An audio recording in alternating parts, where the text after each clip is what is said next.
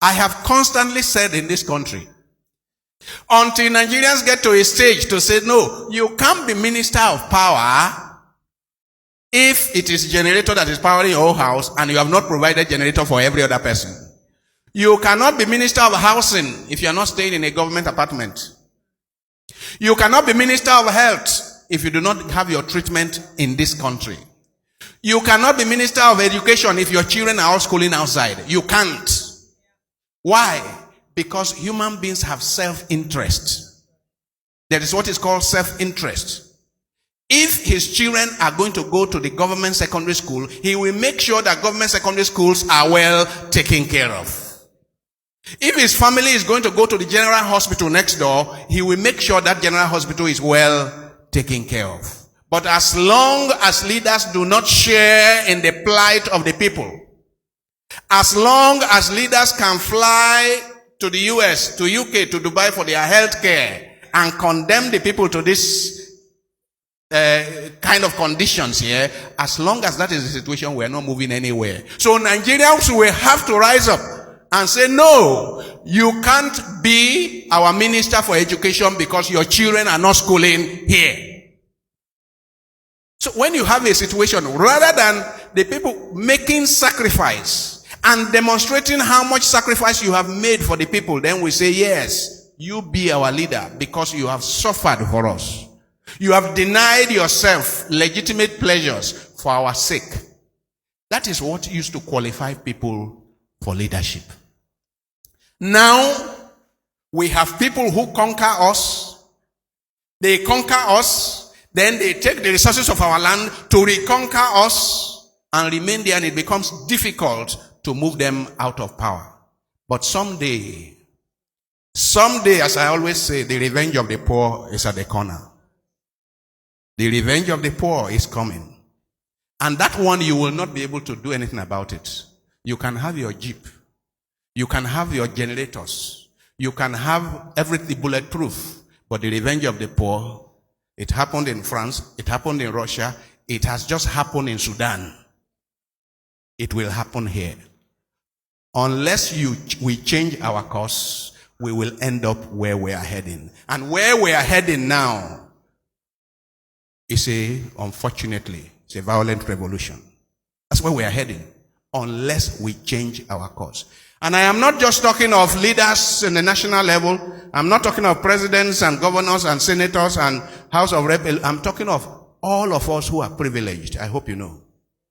And many of us here, most of us here are privileged. What is our concern for the people next door?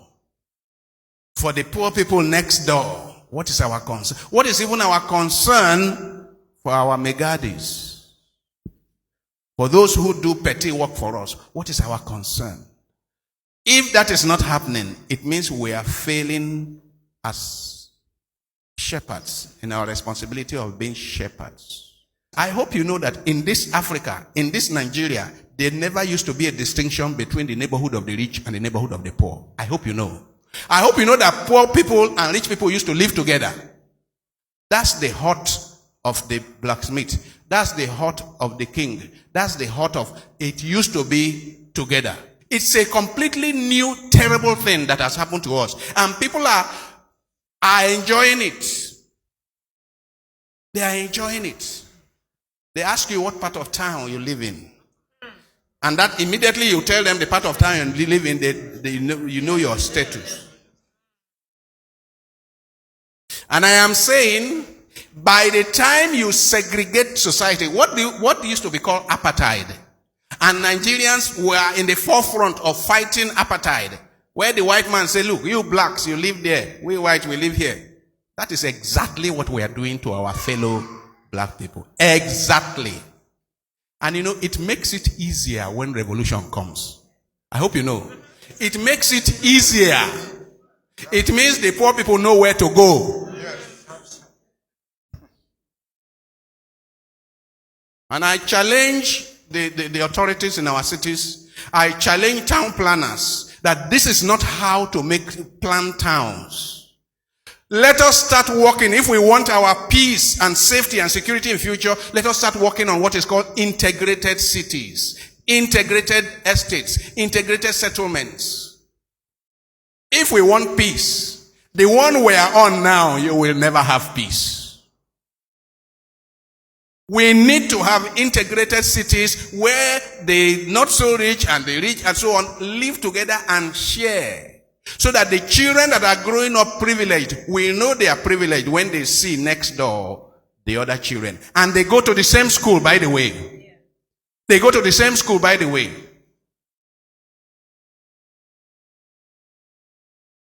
When I was in primary school, everybody went to that primary school. We never knew that anyone was rich or anyone was poor. And that helped us. That helped us. But the society we are creating today, I am saying it is not sustainable. What did I call it? It's not sustainable. We can't run a society like this for the next 100 years. It's not possible. So if you have a future, if you dream of a future for your children and grandchildren, you need to join me in shouting against this. If you dream of a future for your children and grandchildren, you need to join me in saying, this is inappropriate. This is dangerous. This is destructive. Like I said, it is not our high walls. It is not our barbed wires. It is not our electrified fences that will save us. What will save us is that the poor should be included at the dining table.